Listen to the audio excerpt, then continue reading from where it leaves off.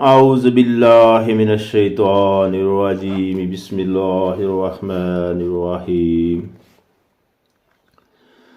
هل أتاك حديث الغاشية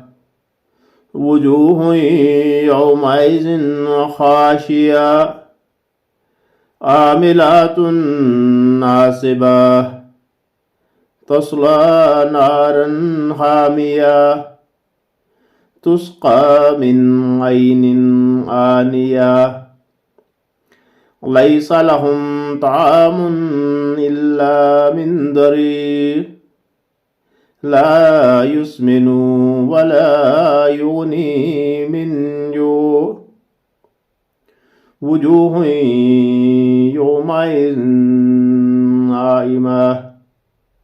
لسعيها راضية في جنة عالية لا تسمع فيها لاغية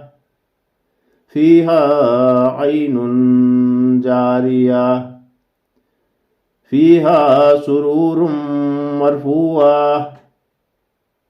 وأكواب موضوعة ونمارق مصفوفة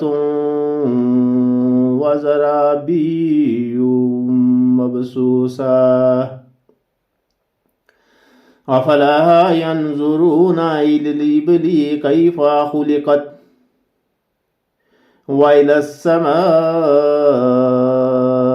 كيف رفعت وإلى الجبال كيف نصبت وإلى الأرض كيف سطحت فذكر إنما أنت مذكر لست عليهم بمسيطر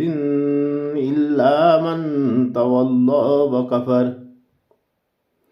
فيعذبه الله العذاب الأكبر إن إلينا إيابهم ثم إن